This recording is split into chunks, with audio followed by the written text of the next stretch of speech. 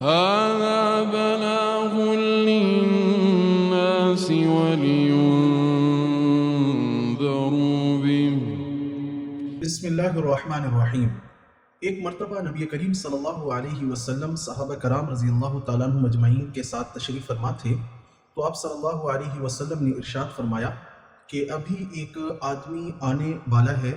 اور جو کسی جنتی کو دنیا میں ہی دیکھنا چاہتا ہے تو اسے دیکھ لے۔ تو صحابہ فرماتے ہیں کہ ایک آدمی آیا اور اس کے وضو کا جو پانی تھا وہ اس کی داڑھی سے ٹپک رہا تھا، اور اس نے اپنے جوتے اپنے بائیں ہاتھ میں پکڑے ہوئے تھے۔ جب اگلا دن دوسرا دن تھا تو پھر آپ صلی اللہ علیہ وسلم نے وہی جملہ ارشاد فرمایا کہ ابھی ایک شخص آ رہا ہے، اور جس نے بھی کسی جنتی کو دیکھنا ہے تو اسے دیکھ لے۔ تو پھر وہی شخص اور اسی صورت میں ہی آ گیا، اور پھر اس کے بعد تیسرے دن بھی آپ صلی اللہ علیہ وسلم نے یہی ارشاد فرمایا، اور تیسرے دن بھی وہی شخص اسی حالت میں، یعنی کہ اس کی داڑھی سے پانی ٹپک رہا تھا اور اس کے بائیں ہاتھ میں اس کے جوتے تھے، وہ اس وقت وہاں پر آئے۔ تو حضرت عبداللہ بن عمر بن عاص رضی اللہ تعالیٰ عنہما نے یہ سوچا کہ مجھے اس کا عمل دیکھنا چاہیے کہ یہ کون سا وہ عمل کرتا ہے جس کی وجہ سے اللہ پاک نے اس کو اتنا بڑا مرتبہ دیا ہے۔ وہ ان کے پاس گئے اور ان سے کہا کہ میرے والد کے ساتھ میرا کچھ جھگڑا سا ہو گیا ہے، اور میں نے یہ قسم کھائی ہے کہ میں 3 دن تک اپنے گھر نہیں جاؤں گا، تو میں یہ چاہتا ہوں کہ آپ اپنے گھر میں مجھے کچھ جگہ دیں تاکہ میں 3 راتیں آپ کے پاس گزاروں، اور جب میری قسم پوری ہو جائے گی تو میں اپنے گھر چلا جاؤں گا۔ انہوں نے ان کو جگہ دے دی۔ حضرت عبداللہ بن عمر بن عاص رضی اللہ تعالیٰ عنہ فرماتے ہیں کہ 3 راتیں میں نے اسے دیکھا تو وہ کوئی رات کو کوئی عبادت نہیں کرتا تھا، یعنی میں یہ چاہتا تھا کہ میں دیکھوں کہ یہ رات کو کتنی دیر اللہ کے سامنے ٹھہرتا ہے اور تہجد کی نماز پڑھتا ہے، لیکن میں نے دیکھا کہ وہ رات کو کوئی تہجد کی نماز نہیں پڑھتا تھا۔ ہاں، صرف یہ تھا کہ جب کبھی کوئی کروٹ وہ لیتا تھا تو اس وقت وہ اللہ تعالیٰ کا ذکر کر لیتا تھا، تو صبح کی نماز کے لیے پھر وہ اٹھتے تھے اور فجر کی نماز پڑھ لیتے تھے۔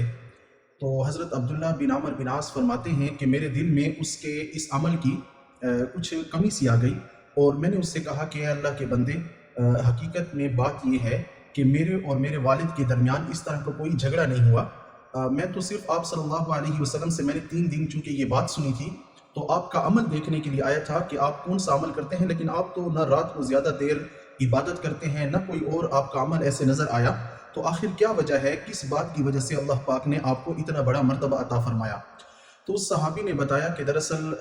بات تو یہی ہے، کوئی میرا اتنا بڑا کوئی عمل نہیں ہے، بس یہی چیز ہے جو آپ کے سامنے ہے۔ ہاں، 2 باتیں ہیں جو میں آپ کو بتا دیتا ہوں جو میرے اندر ہیں۔ پہلی بات یہ ہے کہ میرے دل میں کسی بھی انسان کے لیے تھوڑا سا بھی کھوٹ نہیں ہے، یعنی میرا دل سب کے لیے صاف ہے۔ اور دوسری چیز جو میرے دل کے اندر ہے وہ یہ ہے کہ میں کسی سے کسی چیز پر حسد نہیں کرتا، یعنی اگر اللہ پاک نے کسی کو کوئی نعمت دی ہے تو میں اس پر حسد نہیں کرتا۔ تو حضرت عبداللہ رضی اللہ تعالیٰ عنہ نے فرمایا کہ ہاں، یہی صفت ہے جس کی وجہ سے اللہ پاک نے آپ کو یہ مرتبہ عطا فرمایا ہے۔ تو اس حدیث پاک سے ہمیں جو ایک سبق ملتا ہے وہ یہ ہے کہ دل کا صاف ہونا اور کسی سے حسد نہ کرنا کتنا بڑا عمل ہے کہ آپ صلی اللہ علیہ وسلم دنیا میں ہی اس کے جنتی ہونے کی بشارت دے رہے ہیں۔ ایک اور روایت کے اندر آپ صلی اللہ علیہ وسلم نے حضرت انس بن مالک رضی اللہ تعالیٰ عنہ سے فرمایا، یا بنیا، اے میرے پیارے بیٹے، ان قدرت ان تصبح وتمسی ولیس فی قلبک غش لأحد ففعل، اے میرے پیارے بیٹے، اگر صبح و شام یعنی ہر وقت اپنے دل کی یہ کیفیت بنا سکتے ہو کہ تمہارے دل میں کسی کے لیے کوئی کھوٹ نہ ہو، یہاں پر آپ صلی اللہ علیہ وسلم نے یہ ارشاد نہیں فرمایا لی مسلم، کسی مسلمان کے لیے کوئی کھوٹ نہ ہو، یا لصالح، یا کسی نیک آدمی کے لیے کھوٹ نہ ہو، نہیں، بلکہ آپ صلی اللہ علیہ وسلم نے ارشاد فرمایا لأحد، کسی بھی انسان کے لیے تمہارے دل میں کوئی کھوٹ نہ ہو۔ تو آپ صلی اللہ علیہ وسلم نے ارشاد فرمایا ففعل، میرے پیارے بیٹے ضرور ایسے کرو۔ ثم قال، پھر آپ صلی اللہ علیہ وسلم نے ارشاد فرمایا یا بنی وذلک من سنتی، اے میرے پیارے بیٹے یہ میری سنت ہے۔ ومن احیا سنتی فقد احبنی، جو میری سنت کو زندہ کرے گا اس نے مجھ سے محبت کی، اور جس نے مجھ سے محبت کی وہ جنت میں میرے ساتھ ہوگا۔ تو یہاں سے اس حدیث پاک سے بھی ہمیں معلوم ہوتا ہے کہ دل کو صاف رکھنا، کسی کے بارے میں کینہ اور کھوٹ نہ ہو، یہ آپ صلی اللہ علیہ وسلم کی کتنی بڑی سنت ہے۔ جیسے آپ صلی اللہ علیہ وسلم کی دیگر سنتیں ہیں، آپ صلی اللہ علیہ وسلم کی عبادات کی لائن کی سنتیں ہیں، معاشرت کی لائن کی سنتیں ہیں، تو انہی میں سے ایک بہت بڑی سنت ہے اپنے دل کو ہر وقت صاف رکھنا، اور دوسرا کسی سے حسد نہ کرنا، جیسے کہ حضرت عبداللہ بن عمر بن عاص رضی اللہ تعالیٰ عنہما کو اس صحابی نے بتایا۔ تو دراصل جو حاسد انسان ہوتا ہے، جو کسی کی کوئی خوبی دیکھ کر، کسی کے پاس کوئی نعمت دیکھ کر وہ حسد کرنے لگتا ہے، دراصل وہ اللہ تعالیٰ کی تقسیم پہ راضی نہیں ہے۔ اللہ تعالیٰ نے ہی یہ چیزیں تقسیم کی ہوئی ہیں، چاہے وہ مال ہے، چاہے وہ علم ہے، چاہے وہ شہرت ہے، چاہے وہ کچھ بھی ہو، کوئی بھی خوبی ہو، تو یہ اللہ پاک نے تقسیم کی ہوئی ہے۔ تو جو آدمی دوسروں سے حسد کرتا ہے وہ گویا کہ اللہ تعالیٰ کی تقسیم پہ راضی نہیں ہے، اور حاسد انسان کسی کو کوئی نقصان نہیں پہنچا سکتا۔ سب سے پہلے وہ اپنے آپ کو نقصان پہنچا رہا ہوتا ہے کہ وہ اندر ہی اندر ہر وقت پریشان رہتا ہے۔ تو اللہ تعالیٰ ہمیں اپنی اصلاح کی توفیق عطا فرمائے۔ اپنے باطن پر محنت کرنا یہ انتہائی ضروری ہے، اور باطن کی